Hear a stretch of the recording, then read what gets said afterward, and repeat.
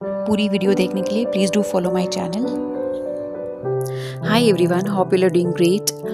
Recently, I got to know about a very unfortunate incident where a fire broke out at a certain location.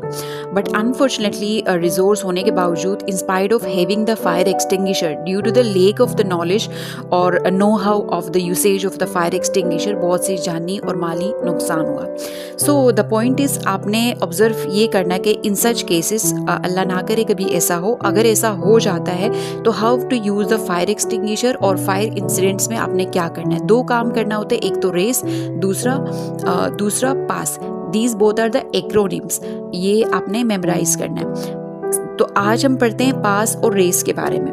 आपने observe अमूमन किया होगा कि सारी जगहों पर फायर एक्सटिंग्विशर लगे होते हैं. बहुत सारे ऑर्गेनाइजेशंस में, घरों में, बिल्डिंग्स में ये अपैरेटस लगा होता है. बट लोगों को अनफॉर्चुनेटली इसकी अवेयरनेस नहीं होती है कि इसको इस्तेमाल कैसे करना है. So always remember the acronyms of fire incident. सबसे पहला है रेस.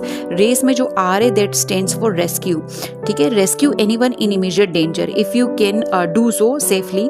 अगर आपको लगता है कि अपनी जान बचाने के अलावा अगर आप अपने इमीडिएट रीच में किसी बंदे को सेव कर सकते हैं जो सेल्फ इवैक्यूएशन नहीं कर पा रहा है, तो फिर आपने उसको भी बचाना है, उसको भी रेस्क्यू करना है. लेकिन आपने फर्स्ट मेक श्योर करना है कि आपकी अपनी जान सेफ हो. ठीक है. और सेकंड आर के अंदर जो ए है दैट स्टैंड्स फॉर अलार्म और अलर्ट. इसमें आपने एक्टिवेट करना होता है फायर अलार्म को. जैसे कि आपने देखा होगा कि बहुत सारे ऑर्गेनाइजेशन में एक बटन लगा होता है फायर अलार्म का.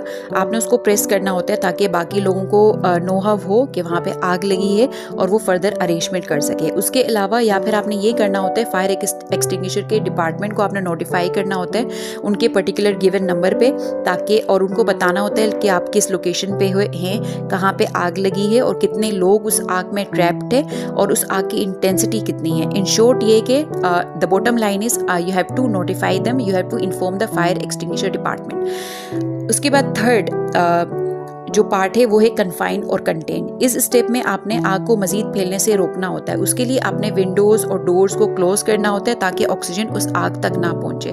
क्योंकि जैसे आप जानते हैं कि आग को प्रोड्यूस करने के लिए ऑक्सीजन की रिक्वायरमेंट होती है, और अगर आग को ऑक्सीजन मिल जाए, हवा में मौजूद जो ऑक्सीजन है वो अगर आग को मिल जाए तो आग मज़ीद भड़कती है, मज़ीद स्प्रेड आउट होती है. तो आपने कोशिश ये करना है कि दरवाजे यानी डोर्स, विंडोज़ वगैरह आपने सारे क्लोज करने हैं ताकि आग मज़ीद फैल ना सके. और जितने भी चीज़ें जो आपको लगता है कि ये आग को फैलाने का बाइस बन सकती हैं तो उसको आपने वहाँ से रिमूव करना है. उसके बाद जो फोर्थ पार्ट है वो है एक्सटिंग्विश या इवैक्यूएट. इसमें दो चीज़ें. अगर आपको फायर एक्सटिंग्विशर